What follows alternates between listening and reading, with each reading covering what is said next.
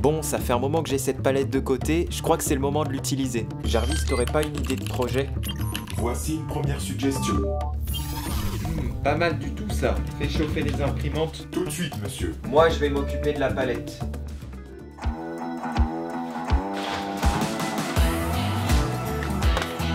Je commence par sortir la scie sauteuse pour découper quelques planches.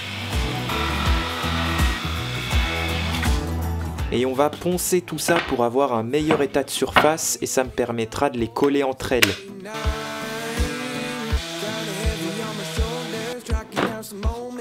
Donc je mets un peu de colle et je vais serrer tout ça avec des serre-joints.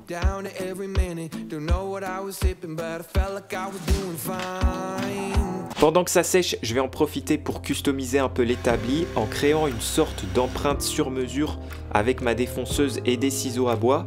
Et de cette manière, je peux y insérer ce passe-câble que j'ai récupéré sur Amazon. Ça sera beaucoup plus propre quand je viendrai récupérer mes câbles pour venir souder des composants.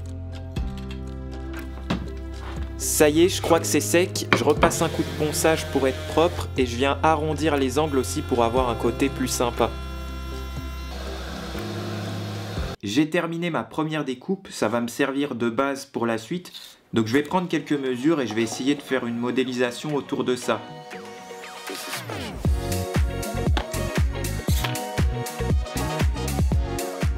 Pendant que mon autre moi travaille dur, je remercie Opera de sponsoriser cette vidéo. Ça fait un petit moment maintenant que j'utilise ce navigateur web qui me permet de m'organiser grâce à des pinboards qui regroupent en fait différents sites et différentes pages qu'on souhaite mieux structurer. Pour mon tuto ESP Home, c'est comme ça que je vous avais partagé toutes les bonnes adresses et bonnes informations liées à Home Assistant, avec la possibilité justement d'ajouter des notes, de personnaliser des titres et d'ajouter des vignettes pour bien s'y retrouver. Sur Opera, on peut aussi facilement connecter son Spotify, TikTok, etc. directement dans le navigateur et c'est franchement hyper agréable pour checker son feed sur grand écran et donc pour suivre des tutos. En bonus, on a même un VPN d'intégrer gratuit et d'un bloqueur de pub automatique pour rendre la navigation plus rapide et plus sécurisée. Et ma fonctionnalité préférée, c'est la possibilité de mettre les vidéos YouTube en premier plan pour regarder des tutos et faire des choses en même temps. C'est hyper pratique. Je remercie Opera de soutenir cette chaîne YouTube. Je vous laisse un lien de téléchargement en description.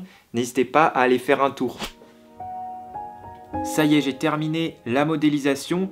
L'idée, c'est donc de créer un moyen de transport avec ce reste de palette et grâce à l'impression 3D. Donc ici, c'est sous forme de trottinette. Il y a pas mal de réflexions derrière ce design pour que ça soit esthétique et surtout que ça résiste aux efforts. Donc c'était pas si simple et je ne suis pas 100% sûr que ça va marcher, que ça va tenir. Donc direction les imprimantes pour tester tout ça.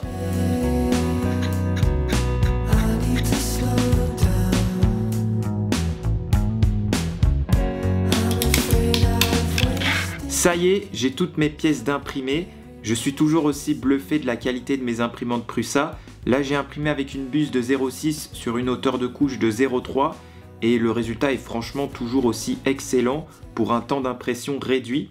Et avec ce PLA noir mat, ça donne un look vraiment propre, j'aime beaucoup. Et puis vous la voyez derrière moi, je me suis acheté aussi une Prusa Mini pour imprimer des pièces à côté de mon bureau qui n'ont pas forcément besoin d'être très volumineuses. Donc ça me fait une imprimante d'appoint, on va dire. C'est l'imprimante 3D que je conseille d'offrir à Noël si vous n'avez pas de référence en tête. Allez, c'est parti pour l'assemblage de toutes ces pièces, mais pour ça, quelques ajustements sur les planches.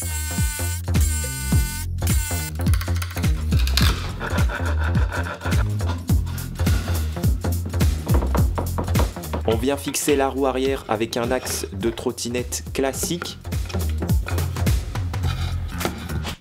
Ensuite, je m'occupe de la fixation avant de la trottinette, donc simplement marquer 2 trous puis venir percer.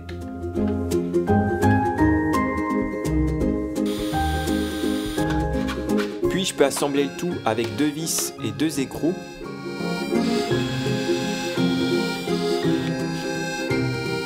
On vient insérer un roulement dans l'axe pour assurer la rotation et puis je viens assembler les 2 parties restantes pour fixer la roue et malheureusement ça s'est pas passé comme prévu, j'ai serré un peu trop fort mon assemblage.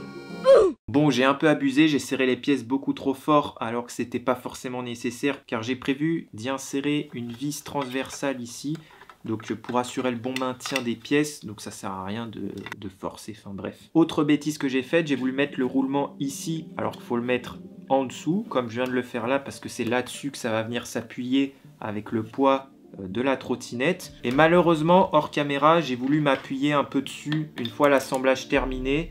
Et bah voilà, ça a cassé. Et c'est même pas étonnant que ça ait pété à ce niveau-là, parce que les efforts transversaux au deck de la trottinette ici sont très forts, puisque c'est là-dessus qu'on met notre poids. Donc il faut surtout pas que l'orientation des couches soit perpendiculaire à ces efforts, sinon ça va venir détacher les couches entre elles. Et cette sollicitation, c'est le talon d'Achille dans l'impression 3D FDM, donc il faut l'éviter au maximum. Donc il faut que je réimprime cette pièce d'une autre orientation. Ça va être l'astuce. L'inconvénient est qu'on va devoir utiliser des supports d'impression et l'aspect général de cette pièce sera beaucoup moins beau à mon avis. Bon, c'est pas grave. Du coup, je suis reparti sur une série d'impressions et pour mettre toutes les chances de mon côté, j'ai utilisé ce filament Prusa renforcé en fibre de carbone et il s'imprime super bien car tous les réglages d'impression sont déjà optimisés sur Prusa Slicer. Par contre, les températures doivent être beaucoup plus élevées pour que ça fonctionne. Donc il faut changer la buse de base en laiton par une autre en acier trempé qui elle va beaucoup mieux résister à ces températures. Je vais donc pouvoir assembler et tester ces nouvelles pièces. Mais pour ça, je viens découper l'axe du guidon avec un reste de bois que j'avais de côté.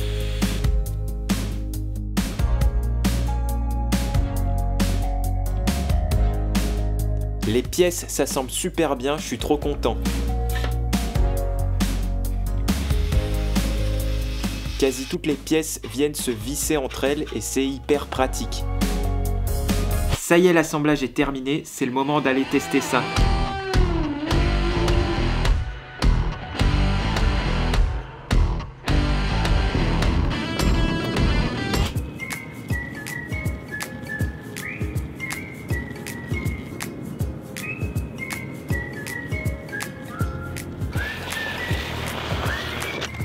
Bon, honnêtement, c'est pas mal. Les réglages d'impression et la conception ont fait leurs preuves. Ça roule, donc ça c'est super. On sent quand même que c'est pas ultra solide. C'est normal, ça reste de l'impression 3D. Mais je vais m'amuser à tester ça un peu plus tard. Pour le moment, j'aimerais apporter une amélioration à cette trottinette que je vous explique. Mon idée, c'est d'ajouter un autre degré de liberté sur la roue arrière, notamment sur l'axe Z, pour faire pivoter la roue et avoir une sensation de drift dans les virages. Par contre, pour éviter que ça devienne incontrôlable, il faut venir rigidifier cet axe de rotation. Et je vais faire ça avec 2 ressorts. Ma seule crainte est qu'on commence gentiment à arriver aux limites pour l'impression 3D filament. Mécaniquement, au bout d'un moment, ça peut pas le faire. Hein. Donc j'ai peur que ça marche pas, mais on va tester ça.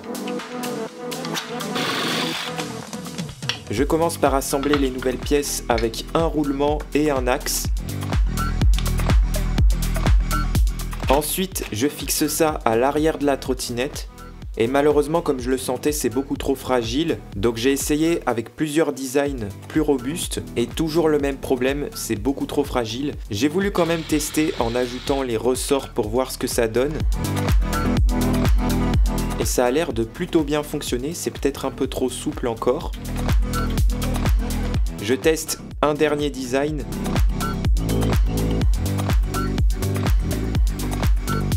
Qui est trop fragile lui aussi malheureusement.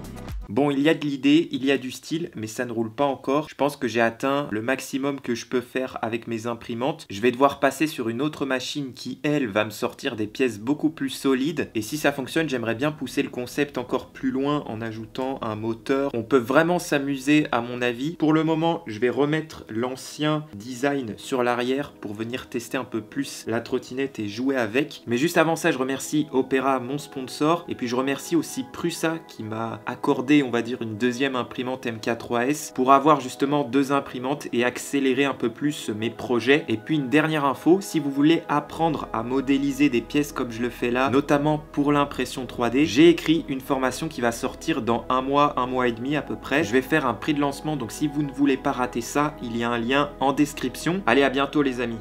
Tchuss.